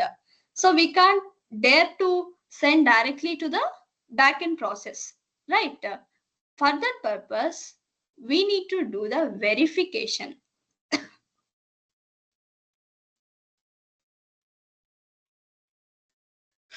Okay, so we need to do the verification. Verification is one of the major role in the VLSI. Without doing verification, we can't just move one step forward, even one step. Okay, that is what the importance of verification. Okay, so as a design verification engineers, your main focus is designing the RTL coding and doing the verification. In VLSI, we have very good verification languages where we perfectly verify system on chip designs and IP level designs, which is a system Verilog and UVM methodology. Okay, system Verilog and UVM methodologies are perfect for verification where we generate 100% functional coverage. Okay, whenever we get 100% functional coverage, then only our verification task is done. So what is meant by 100% coverage? Suppose here there is a design. Okay, you design some project, any project like RISC-V processor is there. Okay, in RISC-V processor, there will be various stages, pipeline stages will be there. Okay, like fetching, decoding, execution, write back stage, register back. There are various stages. You need to check every stage whether it is working perfectly or not, and every functionality with respect to all combinations, all corner case scenarios. Suppose if address is 32-bit size and data is 32-bit size, every corner case scenario 2 power 32 number of cases you need to do the verification, because we don't know which case we get the error, right? So we need to do the 100% verification that can be done through the verification engineers only. That is what the major role of verification. Okay, once the verification 100% covered, 100% completed, and we get 100% coverage report, then we move to the backend process. Middle we have a lot of things, that is a internal, once you go to the industry based on the projects you will understand. Okay, DFT, insertion, logic, synthesis, whatever. There are a lot of independencies will be there, even team to team, within the front and back end there will be a lot of dependencies. Okay, going on further sessions, Verilog, system Verilog, UVM, that time you will understand clearly everything. Okay, so today we will discuss top level so that you will get the clarity. Okay, so that is what we do in the verification. Okay, so in our course we are using the tools, best tools in industry, the QuestaSim and GVim. QuestaSim and GVim. Okay, front end we use Quartus Prime, QuestaSim, GVim. For back end we use the Cadence. Okay, so this is what design and verification. You need to focus on these areas: learning Verilog HDL, system Verilog UVM, not just learning. Everything you need to implement in a practical way, in a project wise, the protocol wise. Okay, clear? Any other doubts still here? Excuse me, ma'am. Can you please go with the tool section again? You said the backend was which tool exactly? Backend, we are using the Cadence Innovus. Front end, we are using the QuastaSim and QuastaSim GVim editor with the scripting commands and Quartus Prime. Okay. Madam, FPGA is not used to front end. Actually, FPGA is not like a front end or back end. We will discuss. We will discuss in the next slide. Okay, clear till here? Ma'am, related to the tools, does it matter that sometimes in the industry they use Synopsys or other tools? If we do use one thing, I'll give you the clarity. Simulation means what? Writing the test case and doing the verification, checking the output. Okay. So, is it matter to check the output in only specific tool like Cadence? We can check in any tool, right? Just checking the matter is we need to write the perfect test bench to get that proper result. As a verification engineers, you need to focus on writing the test benches, how you can verify a design perfectly, what are the corner case scenarios you need to generate, how can you create the test plans, how can you create different type of test cases, feature based. That is what we need to concentrate, not on the tool. No need to use the Cadence or Synopsys tools for verification, because anywhere we do the simulation and we check the output. Okay, we just comparing the output. You are not going to use the license version, and you are not going to generate anything commercial things using the verification. Okay, you are just verifying the design. For that purpose, we can use any tool. Okay. all right, so these But tools can we install? Sorry, ma'am. yes, we will tell you everything. We will guide you how to install, how to use, how to run the commands, because these all are command based, not like normal. Before sessions, we have given the EDA playground and model simulator, but from last batch onwards, we are using the QuastaSim and GVim, which is a totally industry oriented. In industry also, you will do same only. In industry also, lot of simulators will be there. AMD will use Vardi tool. Vardi tool, no other companies will use. Mostly AMD will use the Vardi. Cadence, it have its own Cadence tools or there. Synopsys have its own Synopsys tool. Quartus Prime, Intel tools. Like that, every company have different tools. Okay, so you no need to worry about the tool. We need to focus mostly on the coding part, how to write the different types of test cases. That is important as a verification engineer. Anywhere you need to dump the code and check the result only. Checking the result, anything is same, right? Any tool is same. We are not doing anything other than that. Okay, just checking the result. So these tools are best. QuastaSim and GVim are best. Okay, all right. Just one thing, ma'am, with EDA Playground, what was the other tool that you just mentioned? I wanted to just get the name. Sorry? Like for previous, you mentioned until previous batches, Model EDA Playground and Model Sim. Okay, got it. Yeah. All right. Thank you, ma'am. Okay, but if you go to backend, definitely we need to use the Cadence tool or Synopsys tool or Mentor graphic tools. Definitely we need to. Even QuastaSim also Mentor graphic tool only. Okay, we will give you the entire tool access, how to install. We will guide you how to do the projects, how to run the project. Everything we will guide you. Even Perl commands also we are going to give the script commands. You need to no need to worry about that. Okay. For physical design, we prefer the Cadence or Synopsys, whatever, because we need definitely physical design engineers must have the tool experience, because everything we do in the tool only, right? Manually, we don't generate anything like this coding and all. For them, tool knowledge is important. Okay. So, Ma'am, I had one other point to clarify, if I may.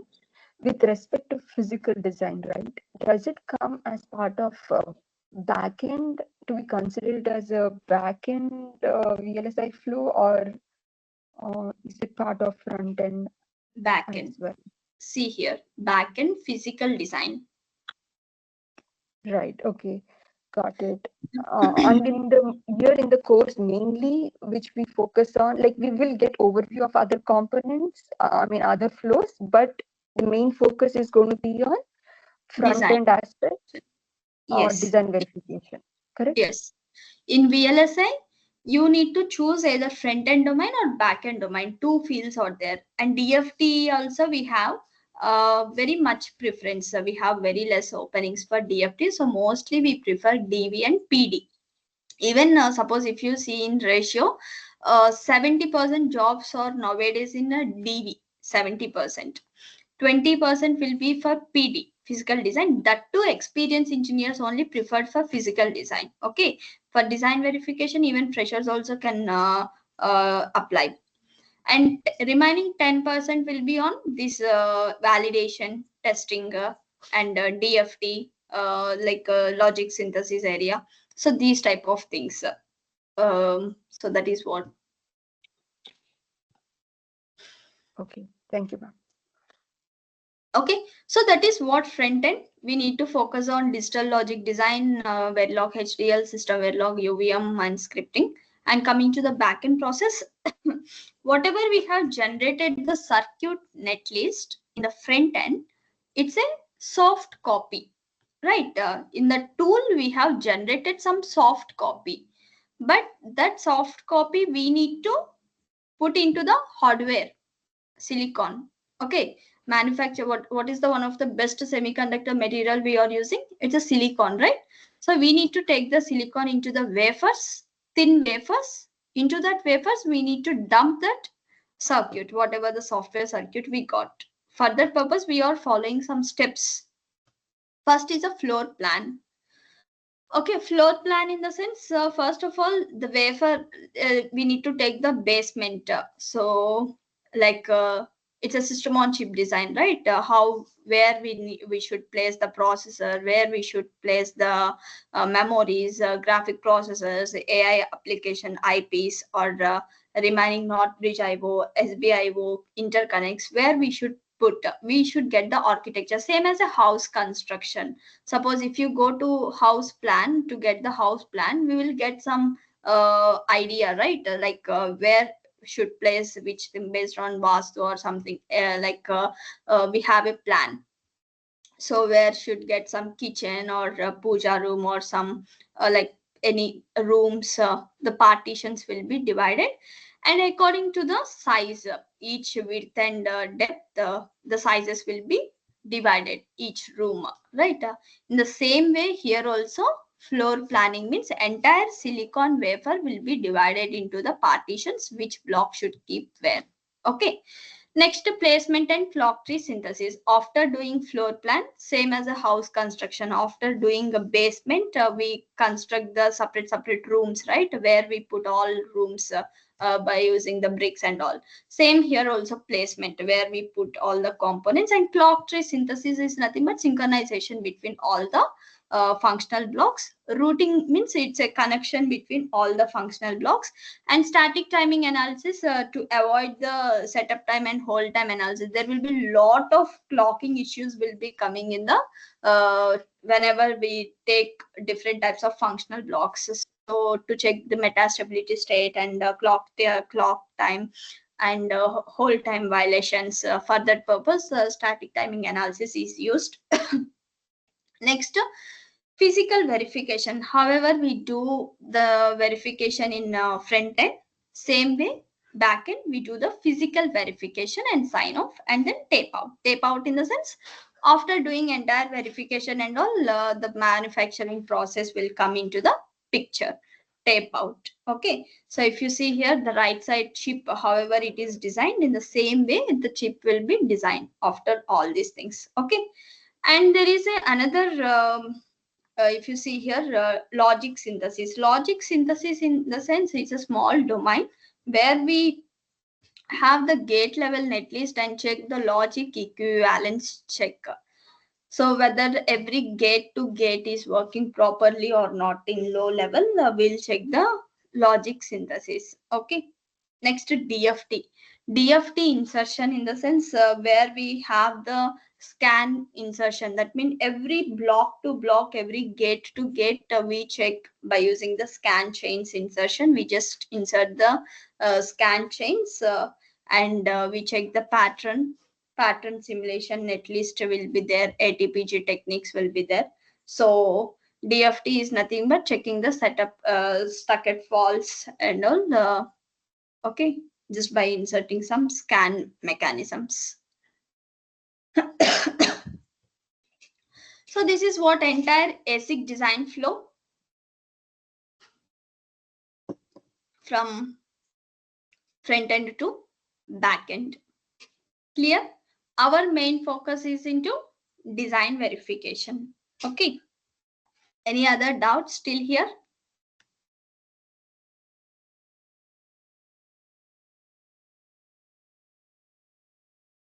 Everyone, any other doubts? When they will do the DFT part, in which phase of the DFT is before physical design only. Okay. Before physical design we do. First design verification, then logic synthesis, then DFT. After DFT, we will send to the physical design. Once the project comes up to some extent, we will do everything parallelly. Actually, RTL design engineers update their code for every month, every week. We will get the updates from the RTL design. Parallelly, verification engineers will do according to that, and DFT engine. So up to some extent, this is what the flow. After some time, once we reach to the 1 or 2 milestones, everything will be done parallelly.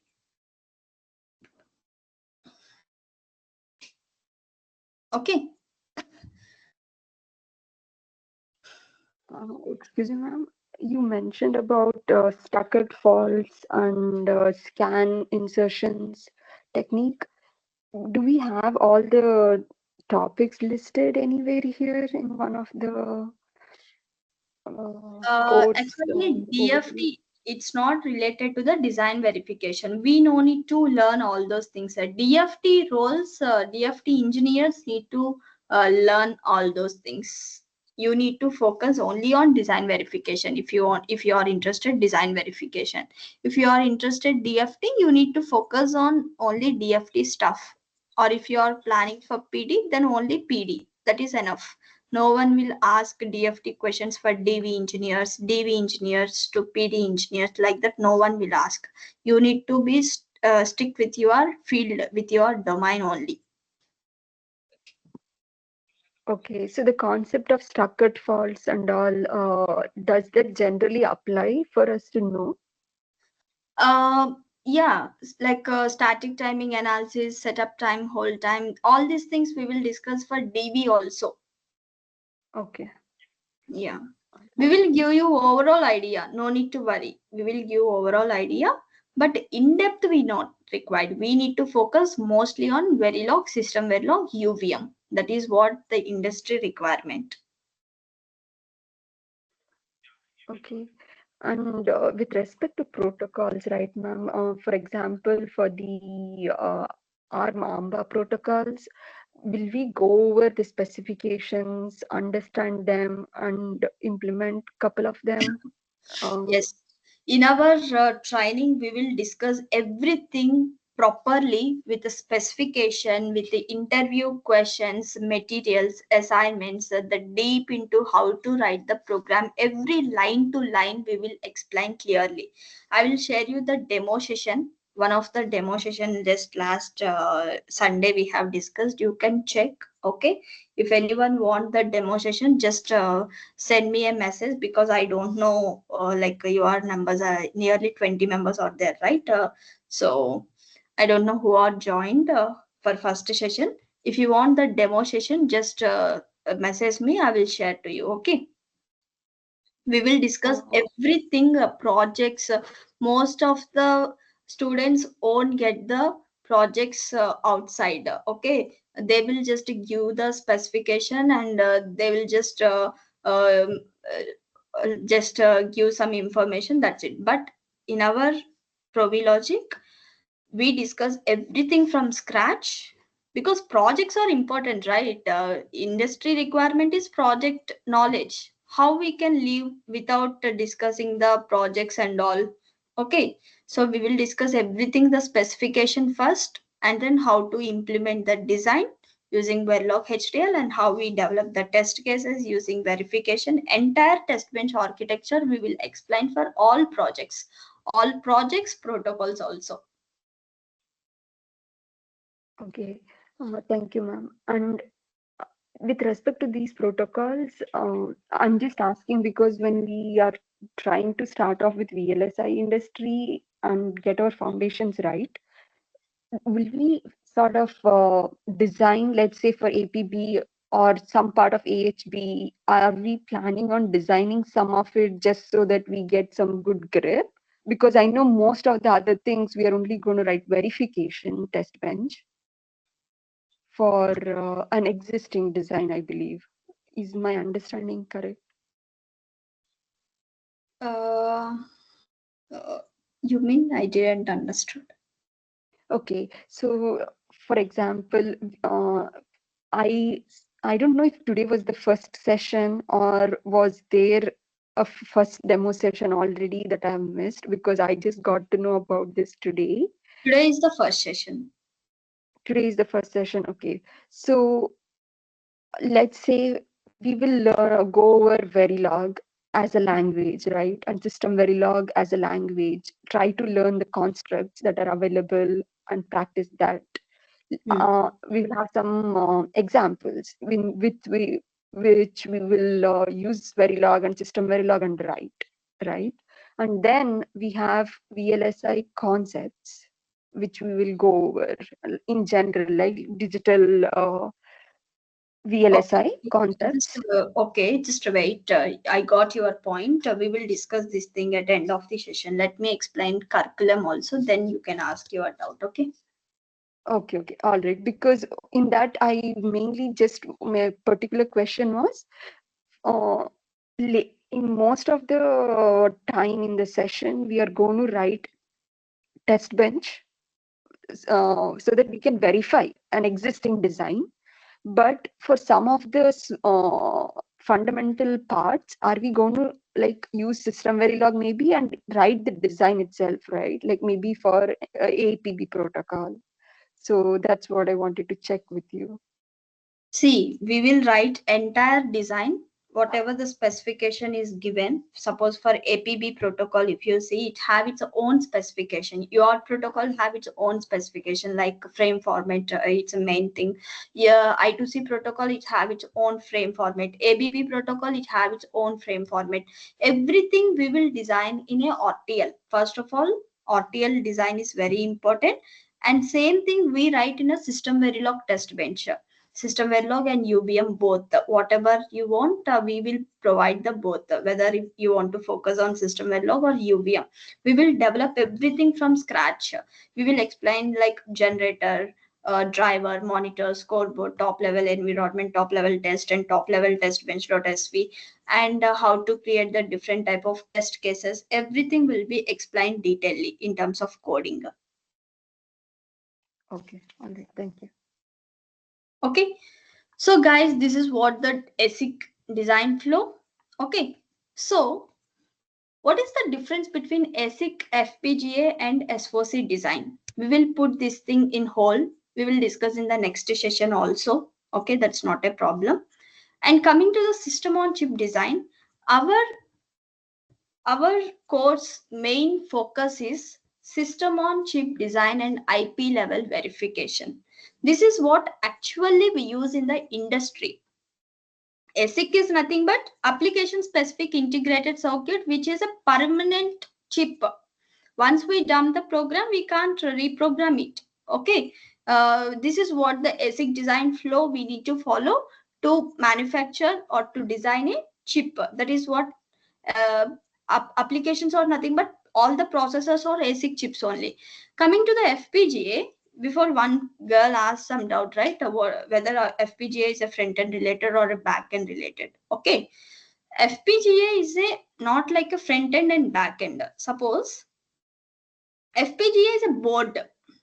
in the front end, here we generated some Verilog program and generated the RTL design, right? Normally this RTL design in ASIC chip, we are dumping into the silicon wafer. Those are permanent chips. In mobile phone, you have a processor. In laptops, you have a processor, and even some ATM card. In ATM card also, there will be some gold color small chip. Even it is also some processor, small processor. Even if you take your smartwatch or whatever the applications, everywhere it have some processor. Okay, all those processors are designed using this flow ASIC chips. Okay, so once it is, we cannot reprogram it again and again. If the programming is not working, if the specific program is not working, if you want to reprogram it, it is not possible. Even if the processor is damaged, you just need to throw. You cannot reprogram it, or you cannot do any modifications, or you cannot repair it. Okay. But coming to the field programmable gate array, it's a board. However, if you see in IoT projects, we have Arduino boards. In the Arduino board, we just dump the program, and according to the sensors, we connect the sensors to the board, and according to that, sensors will work. Even for embedded system applications, we have microcontrollers where we dump the data, dump the program into the microcontroller, and according to the specification, the microcontrollers will be working, right? In the same way, FPGA boards or VLSI related boards where we dump the program into this particular board by connecting some external sensors or external connectors. Okay, we check the output in the board. It's a hardware where we can reprogram it. Mostly for projects in VLSI, we use for projects. You can use n number of projects like a traffic controller, LCD displays will be there. Any type of projects, you can dump the program into the FPGA and you can use like a hardware kit. That is what FPGA means. It's not a permanent chip. Okay. These all are oldest chips.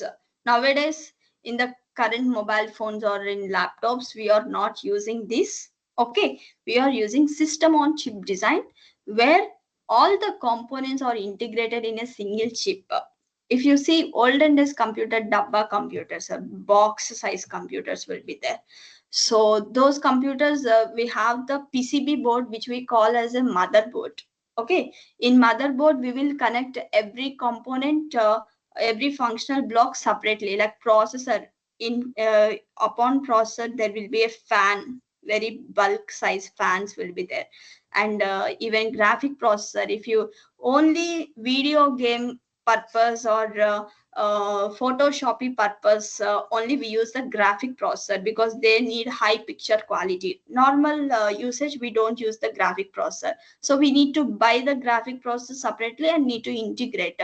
Like the PCB slots, if you see, there will be very bulk size PCB slots will be there.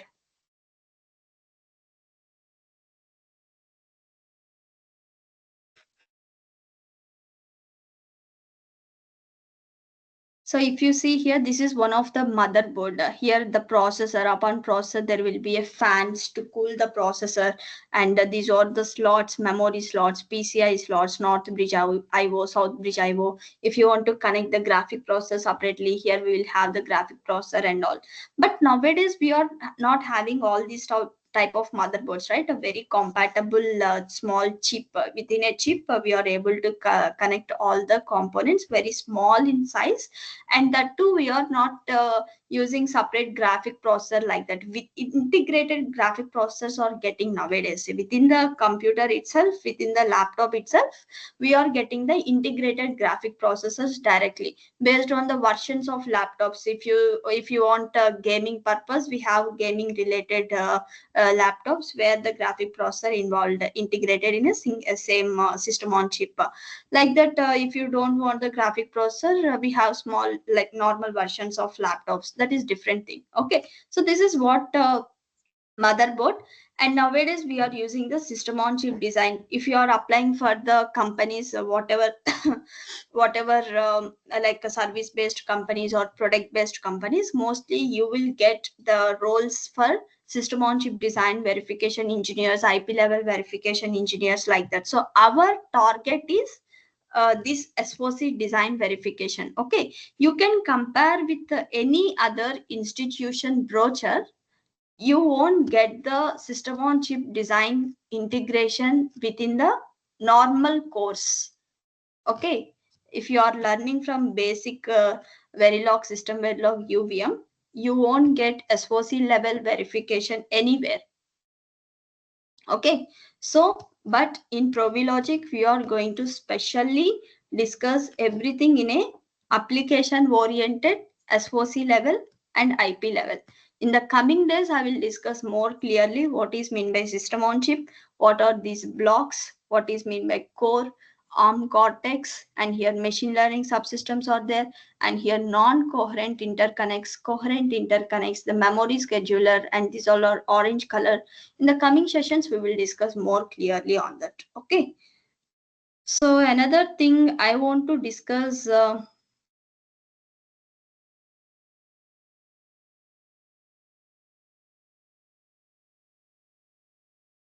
the course brochure, like what we are going to learn in the next 6 months duration. Not only 6 months, it will take up to 7 months also, because it's a SOC level, right? So what we are going to learn, just so be focused, take some timetable. Okay, write some timetable, because you have your own works also, right? You are also having your busy schedule.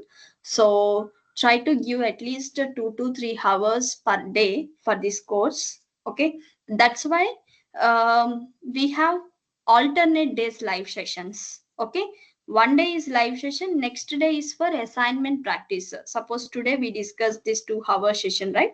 Tomorrow is for assignment practice, and then next day next session, and then assignment practice, like that. Weekly 3 days live sessions, 3 days assignment practice, Sunday is a holiday. Like that we have designed the course, so that you will get the time to practice, because practice is very important. Even if you take a regular sessions, even if we take, there is a no use if you don't practice. Okay, right? Even if I explain for 2 hours, 3 hours, 4 hours, if you don't practice, there is no use, right? Whenever we practice something, then only we can remember the topics. And that too, in this course, whenever you are trying to write some code, whenever you are getting the errors, whenever you are solving the errors, whenever you are solving the debug issues, then only you can remember the concept very deeply. Okay, so practice is very important. Whatever we can deliver from our side, we will deliver 100%. But from your side, practice is very important. Assignments are very important. Interview questions, interview point of view, very important. Every concept you need to learn in an application oriented. Okay, not just definition. Okay. In our course module, we are going to discuss 8 modules totally. It's a professional growth course for working professional. If you are BTech final year and if you are just passed out, no need to learn all 8 modules. You can just learn 6 modules. 6 modules will be enough. Okay. But if you are having career gap, if you are late passed out, and if you are looking to change the domain from one domain to another domain, I mean from non-VLSI to VLSI, and if you are doing masters, okay, you must have very good knowledge, advanced knowledge according to the industry expectations, right? That's why this course is specially designed. Okay. First, we are going to start with the advanced digital electronics. Advanced digital electronics means we will focus only interview point of view. Okay, we don't discuss everything from scratch, because 0000001 number systems, octal number system, binary number system, decimal number system, you already know these concepts, right? We no need to learn from scratch. You already know. We will give you the time We will give you the materials. We will give first 1 week for revision. There will be alternate day sessions. We will revise all the sessions in an interview point of view. Okay. So what is the real-time application of 2's complement, 1's complement, how to minimize the Boolean expressions, and how to minimize the K-map, and what are the different type of combinational logic circuits, applications wise, how the gates are designed. That means how like logical questions, XOR gate using the NOT gate, or buffer, AND gate using the NAND gate, universal normal gates using universal gates, like that we will discuss. Okay, hierarchical multiplexers, and how to design the demux using decoder. These kind of finer state missions, registers, counters, every concept we will cover. Okay, even static timing analysis. This is what demo session. Today we have covered demo topics, most of the topics. In the next session, we are going to discuss the importance of digital electronics and introduction to the RTL design and verification. Okay. And coming to the advanced digital logic design, these are all the topics we are going to cover, everything in the interview point of view, because basics you already know, right? No need to focus much. You can spend some extra time and you can revise the concept. But industry requirement is high level thinking. Logical thinking is very important. Digital logic design, you will get the questions in an entrance exam. If you are a fresher, in entrance exam, we will get nearly 5 to 6 questions. We must need to solve those type of questions. Okay, so we are going to concentrate on those type of questions from all the topics.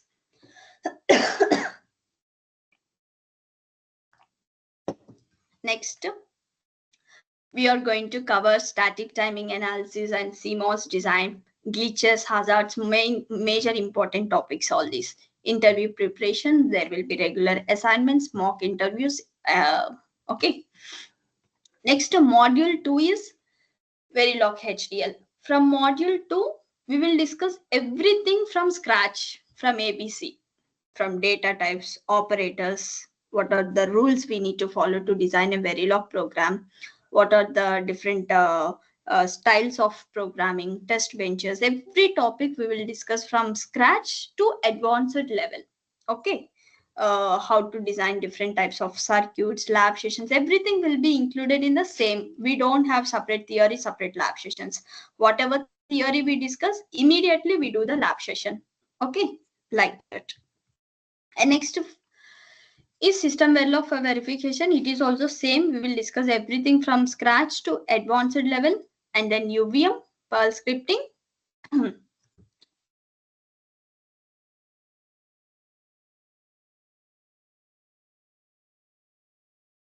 Module 6 will be the projects and protocols. Okay, I have given detailed brochure. I'm not explaining everything. If you see here, module 4, UVM for verification, in-depth of UVM in S4C level and IP level. Okay, we are going to discuss everything in S4C IP level, which is very important in industry, not just like a definitions.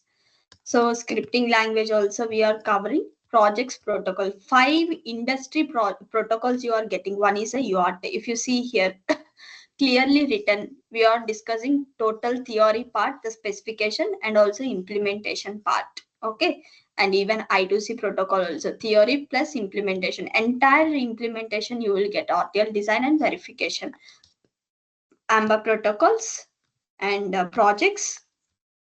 Actually, in our curriculum, we will give you 6 projects. Okay, in that 6 projects, you can select any 3 projects, because whenever we are sending to the placements, everyone should not have same projects, right? So that's why we will give you 6 projects, and you can select any project. 6 projects like DMA controller, RISC-V processor, router project, 4-port calculator, root, and a digital alarm and traffic light controller, very simple. We will discuss those in normal sessions only. Whenever we are discussing Verilog HDL, there that time only we will complete it as examples, not like a specific project. Okay, we need to remove that here. So DMA, controller, router, 4-port calculator, RISC-V processor, DDR memory, and a RAM for dual port RAM. These type of projects you will be getting. You can select any 3. Okay. Next, only for working professionals.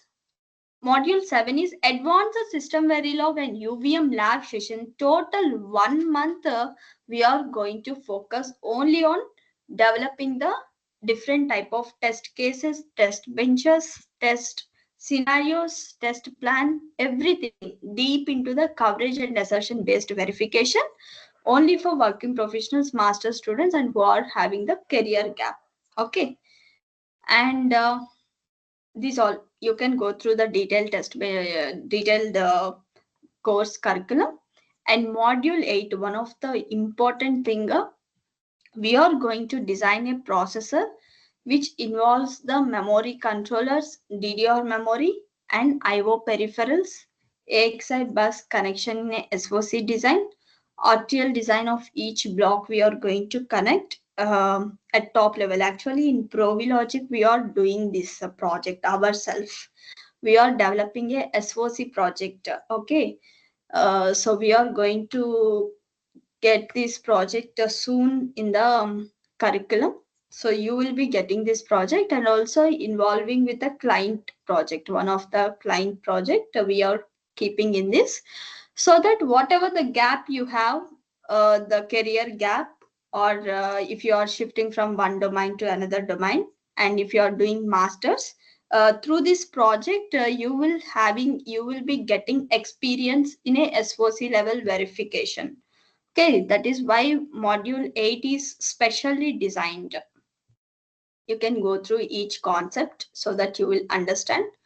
Okay, so this is what curriculum.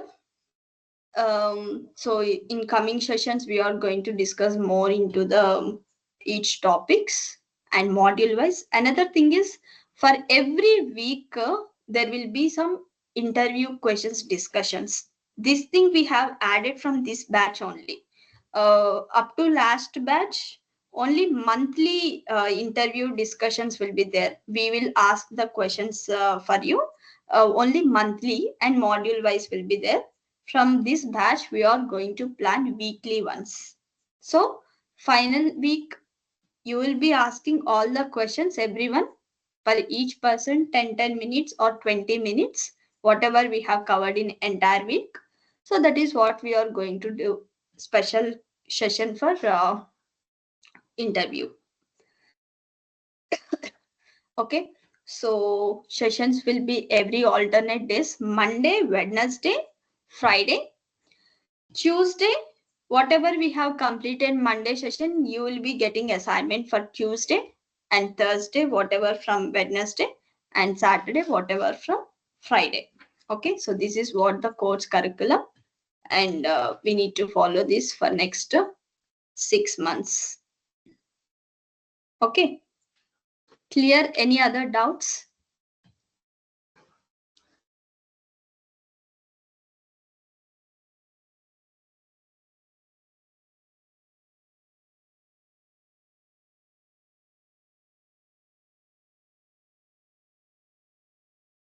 Any other doubts? Shiranjeevi, Akshay, Dheeraj, Hemant, Jayakrishna, Kambesh.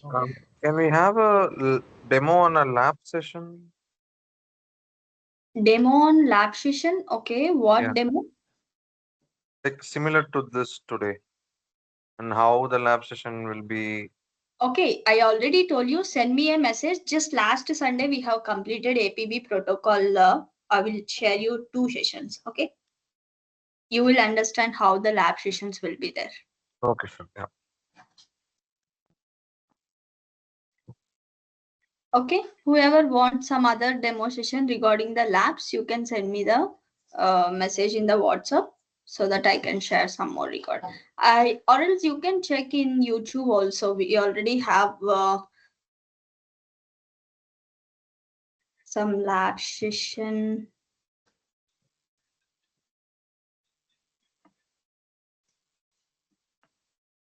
Mostly in YouTube, we kept the main sessions, introduction session.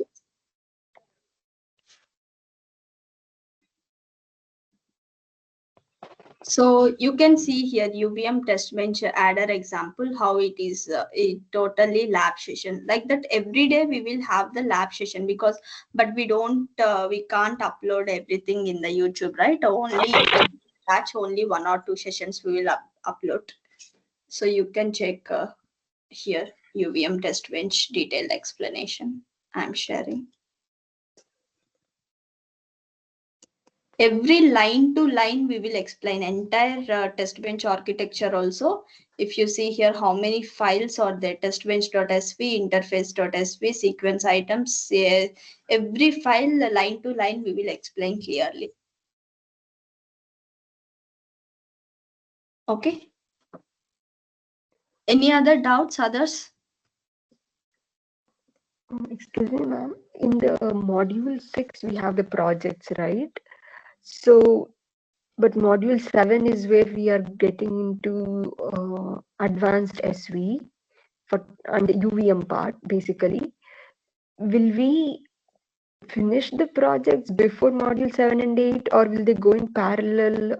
How is that? See, mostly protocols and projects will go parallelly. Weekdays will be system verilog UVM sessions. Weekends will be the protocols projects. Saturday, Okay. Sunday will be the protocol projects. Once the verilog is completed, Saturday, Sunday we will start with the protocols like that. You will understand. That's not a problem. Okay. And all the classes are online, right? Yeah, online. All, Do you okay. want And for the, sorry, ma'am? Do you want offline? No. I'm just, I didn't know about this training at all. So that's why I'm trying to get the details. Okay. Uh, Offline also and we are going to start offline classes from June 1st. We are having the office in Hyderabad, Madhapur. We are going to start from May. We are having offline sessions also from June 1st. okay. And ma'am, is this full training going to be taken by you, or is there other instructor? How is it? Totally, I will be going to take. If sometimes if it is not possible, other trainers also there who are experienced engineers. Yeah. Okay. Engineers only will discuss, not like lecturers. We don't prefer lecturers. Engineers only will discuss who have the real-time experience in the projects, who are working in the Okay. industry parallelly. Yeah. Okay. And yeah, like you mentioned, if some of us are not currently See, if doing our I can do one thing. If I am not able to take any session, I will give you the recorded session of previous batch. Anyway, you will get the recorded session. So I will give you the recorded session of previous batch, which are taught by me. okay. Ma'am, you mentioned about some of us, if we are not currently doing our regular classes for bachelor's or master's, and we have couple of years of gap, right? So if that's the case, are we initially going to go over all the basics or like a review? How do we Can do you it? tell about yourself, like which year passed out you are, like how for what you are looking for? Actually, for the last couple of years, I've been working in testing, right, as software testing. But I'd taken a couple of classes earlier during my curriculum. I don't completely remember them. That's the reason why I am trying to probably get that through the training now. You are from That's which? what I wanted to. Are you from India? Yes, Bangalore. Okay. Okay, fine. So training wise, you no need to worry. We are providing 100%. Even we are providing you internship projects for free of cost. If you want to work on good projects in internship, you can work. We are providing that. We have very good projects which are already completed, and we are developing new projects from our side. It totally depends on your interest. If you are very interested and passionate to learn something, we are definitely providing whatever the requirement is there. Okay. I had a couple of other things that I wanted to get your advice on related to this. Is it possible for me to connect with you after this session for a couple of minutes of the Yes. record, if that's okay? Sure. Okay, thank you, ma'am. Remaining others, any doubts? This is the batch 2, right? The previous batch is the batch 1, right? This is batch 3. We parallelly 2 batches are running. One is from Indian students, one is for US students. Okay. And in the previous batch, is there anyone that they are already placed in companies? It's a fourth month. Once present UVM is going to start in May. Once UVM is completed, we are going to give the placements for them. Okay, okay. Thank you. Sorry, ma'am, you mentioned there is a 2 different batches, right? The Indian and US one. Like, what is the difference? Is it the timings or how Friends, is it? only Because, timing. Indian students evening time, US students morning time. you mean morning, It's 7:30. India morning time? Yes. Okay, I'm just asking because I do work on a project. Though it's not full time, but still I am trying to know what is more flexible or convenient option for me, right? That's why I wanted to check with you what's the difference. If it's just the timings, can we check with you and join the one that we are more comfortable with? Yeah, you can join in any batch, but currently US batch already Verilog is completed. System Verilog is going to start from May 1st. Okay, so there are 2 modules that are completed, you mean? Yes. Okay. All right. I will think about it and get back to you on this. Thank you. Okay. Guys, any other doubts? Akshay, Jay Krishna. Yeah, Prashanti, I have it was 2 hour session daily or 1.5 hour session. 1.5 hour maximum, 1.5 hour to 2 hours. Okay, sure.